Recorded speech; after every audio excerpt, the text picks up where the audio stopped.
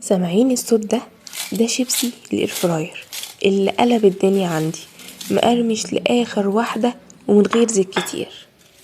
وبما ان الشيبسي بقى ما يكملش من غير كده غدا يفتح النفس، فقلت لازم ادلع كده الغدا النهارده.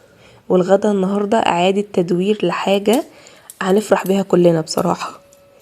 كان عندي بقى ايه، صدر فرخه كده مسلوق في التلاجة، وانا وجوزي ما بنحبش صدر الفرخ، فمحدش راضي يقرب له، وطبعا نورا مش هتسيبه كده في التلاجة.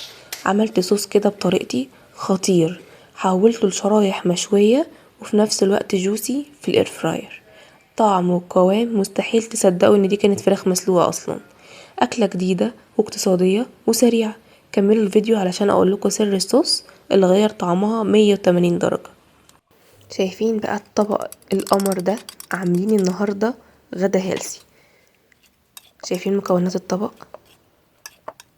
يلا بينا نشوف مكوناته عامله ازاي. الطبق ده تتغدي منه لو انتي عامله دايت، تاكلي منه وانتي مطمنه، خطير. يلا بينا. معايا هنا بطاطسايه قطعتها، هقطعها مكعبات بالشكل ده. هقطع كده الكميه بتاعتي، ومع البطاطسايه هجيب كوستين. الناس اللي ما بتحبش الكوسه زي حالاتي هتاكلوا الكوسه بالطريقه دي بجد. الكوسه حاولي رفعيها على قد ما تقدري، رفعيها عن كده كمان، انا رفعتها بعد كده. حاولي اعمليها شرايح رفيعه جدا بحيث ان انتي ما تحسيش اصلا ان انتي بتاكلي كوسه. خلوا التقطيعه بالطريقه دي، واعملي الكميه اللي انت عايزاها. بس انا بصراحه الطبق بتاعي بالظبط يعني كان كوستين حلوين، وانا كمان من الناس اللي انا ما بطيقش حاجه اسمها كوسه، بس فعلا الطريقه دي لا خلتني اكل الكوسه وكانت طعمها تحفه. هنا بقى انا كنت مسخنه الاير فراير بتاعتي 3 دقايق ولا 4 دقايق. هاجي بقى على بتاع السيليكون واحط البطاطس واحط عليها بقى بابريكا مدخنه واحط شويه ملح.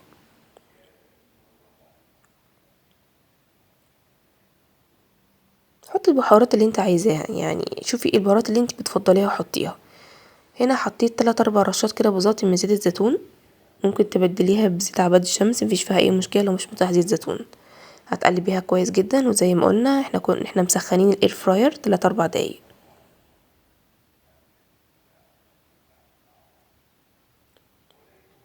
هنحطها بقى ايه في الاير فراير. هنحطها على درجه حراره 180 لمده 10 دقايق في الاول. بعد ال10 دقايق هنحطها على 200 درجة لمدة 10 دقايق كمان، وهتطلع معاكي مقرمشة وخطيرة.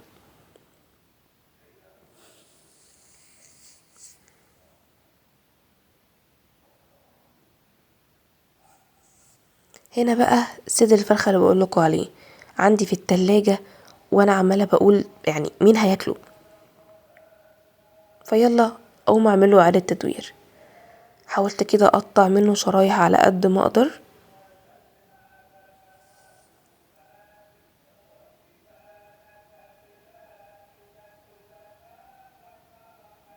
طلعت منه 3 4 شرايح كده، والباقي انا حطيته في المكرونة بتاعتي. هنا بقى انا كنت سالقة كوباية مكرونة كده بالظبط. الصوص بقى بتاع الطبق التحفة ده، معايا علبة زبادي، وطبعا يفضل لو زبادي يوناني. ومعايا هنا معلقة صغيرة من صوص البرجر.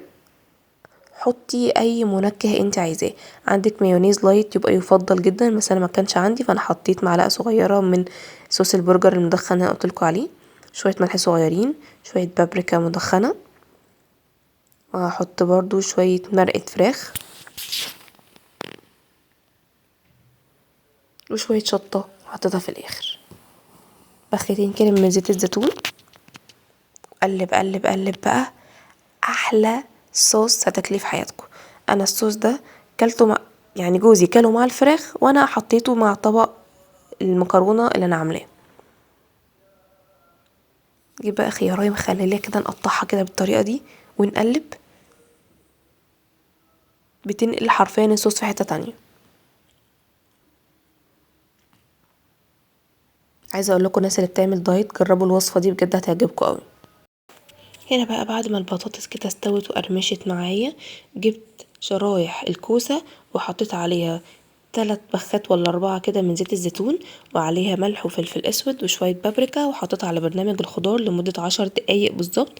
طلعت معايا مقرمشه وطعمها حلو قوي. هنحطها كده على المكرونه ونقلبها، نمكس كده كل المكونات مع بعض عشان لما نحط الصوص عليها كله كده ياخد منها الصوص. هتحطي عليها بقى ايه البروتين اللي انت عايزاه. انتوا زي ما انتوا عارفين ان انا كان عندي صدور فراخ ومش عارفه اعملها ازاي، حطيت من هنا جزء من صدور الفراخ والجزء التاني عملت شرايح كده بتتبيله حلوه شويتها في الاير فراير. ممكن تحطي بقى تونه، ممكن تحطي لحمه مفرومه، عايز تاكليها كده من غير اصلا اي بروتين برضو شغاله وطعمها حلو قوي. الصوص اللي احنا عملناه هنحطها بقى على الطبق بتاعنا، وهنمكس كده كله مع بعض لحد ما نتاكد ان كل حاجه خدت من الصوص كويس. هنا الصوص بالظبط كان مظبوط على الكميه بتاعتي، ولا كتير ولا قليل.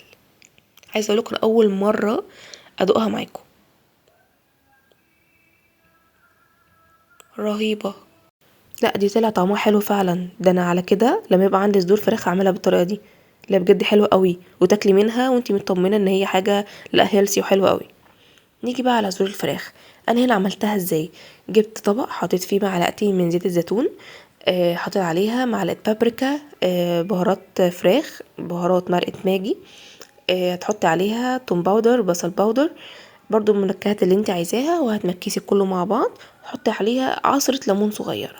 هتغرقيها بقى بالصوص كده من الجنبين، وتحطيها في برنامج الفراخ على الاير فراير 200 درجة لمدة 10 دقايق، هتطلع بالجمال ده. البطاطس بتاعتي بقى انا كنت نقعاها في مية متلجة لمدة 10 دقايق، حطيت فيها المنكهات اللي انا عايزاها، الملح والبابريكا وشوية بهارات فراخ.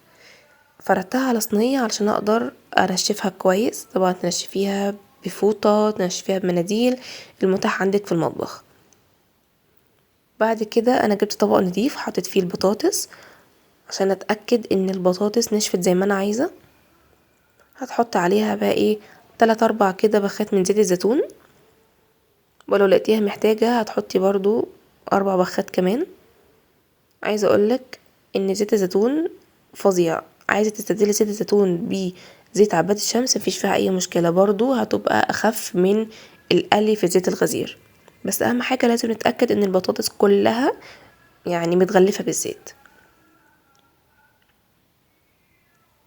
وهتقلبي بايدك كويس جدا عشان تحسي ان كل بطاطساية فيها زيت. هنا بقى المنكهات بتاعتي انا حطيت بهارات البطاطس، حطيتها من يعني جبت بهارات البطاطس من ويلز، بجد جربتها في كذا وصفة عندي رهيبة، كل منتجات ويلز تحفة.